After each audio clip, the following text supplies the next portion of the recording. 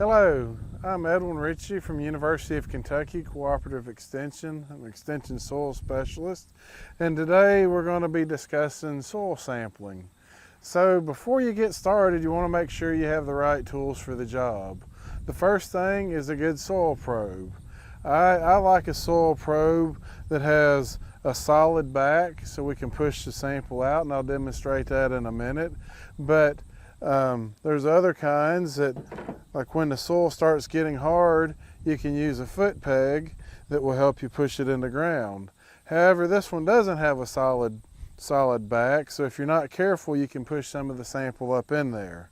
But another critical thing to have is a clean plastic bucket. You don't want a galvanized bucket. You don't want a rubberized bucket. Some of those have different contaminants or have different components that might contaminate the soil. For example, zinc is contained in galvanized buckets. So if you use a galvanized bucket, you could increase the zinc levels associated with that sample, so give you erroneous results. Another thing, soil test depth for Kentucky is pretty critical. We say if you're taking a no-till sample, it needs to be to the 4-inch depth. If you're taking a tilled sample, either to 6 inches or to the depth of tillage. So there's a couple different ways to go about this. You can mark it.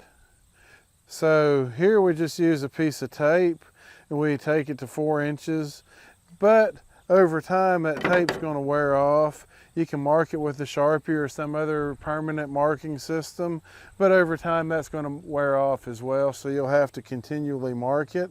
You can take a file and cut a groove in it, or you can take a donut of sorts like a rubber hose clamp and put around this so it stops that probe going into the ground at the depth you set it.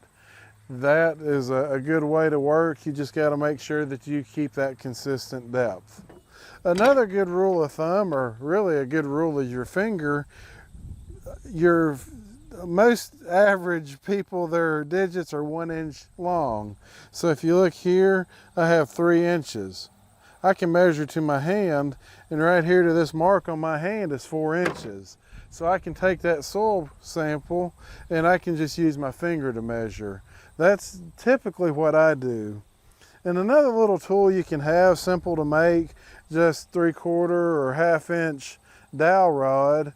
Take one piece long lengthways and another one horizontal to that, screw it together, and it can help you push that core out of the probe if you have some hard to remove cores. That saves wear and tear on your finger. So let's see about taking a soil sample. So I'm going to use this. The soil is getting a little bit hard. It's difficult to get the probe in the ground without the foot peg.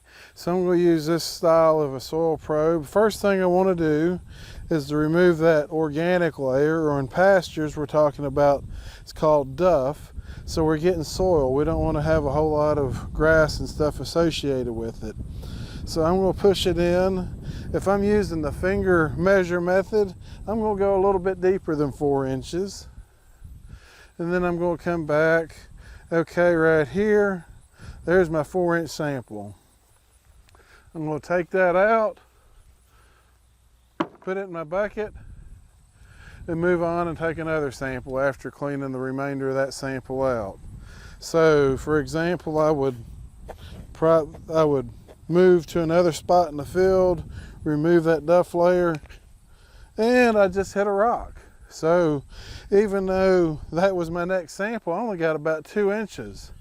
So we just discard that sample, move over to another area, remove that organic layer, push through. I got my 4-inch sample, boom, right here. There's my 4-inch sample, put it in the bucket and continue on. Okay, the previous samples were pulled from a pasture type setting. Now we're in a row crop setting. You can tell this has been, a lot of residue remains on the surface. This is a no-till system. the same principle applies. We want to remove that residue layer, so we're just pulling soil to put into the sample. I go a little bit past the 4-inch depth required here. Use my finger method to measure. I'm right here at 4 inches. Dump that out. Uh-oh, I dropped a little piece, but I know where it went, and I put it in the bucket. I move to another spot in the field, take another sample till I have a minimum of 10 samples per area of interest. And if it's a bigger area, 20 is not too many. We want to keep our field sample size down to 10 to 20 acres depending on the variability of this field. So if you can look at this field, it's pretty uniform. There's a little bit of slope here. We have, if we break it out where that driveway is, we have about a 2-acre field here.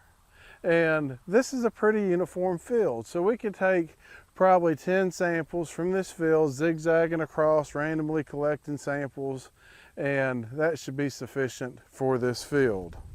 So after we gather all of our samples, one of the next things we want to do is break this soil up into smaller things so we have a more representative sample when we put it in a bag.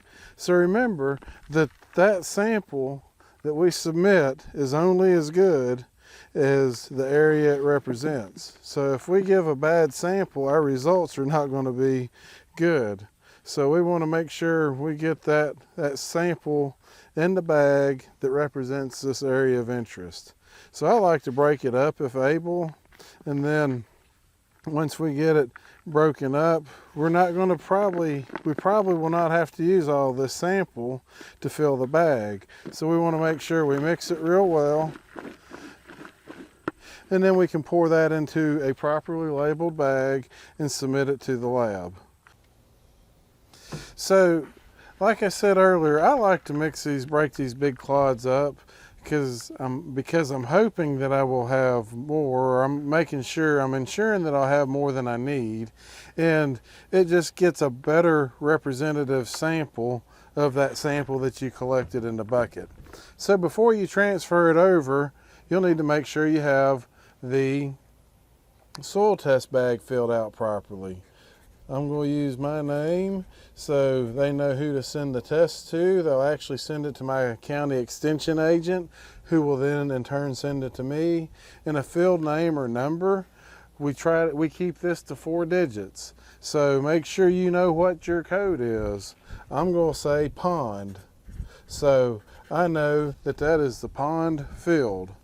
And then the county extension agent will fill out the rest. So now I take this sample and I transfer it to the bag. Like I said, I'm hoping that I get more, but we want to make sure we have enough to fill to the line. So if they have to rerun, they have plenty of sample. If they need to rerun, they can. If we spill a little bit, we spill a little bit, that's okay. But okay, I'm about to, whoops, I overfilled. I still have some left. I still spilled some, and I'm more than to the line. That's an adequate amount.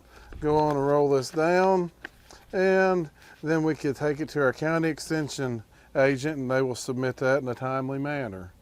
So that's what we need to do to get a sample from the field to your bag and then on to the lab for analysis.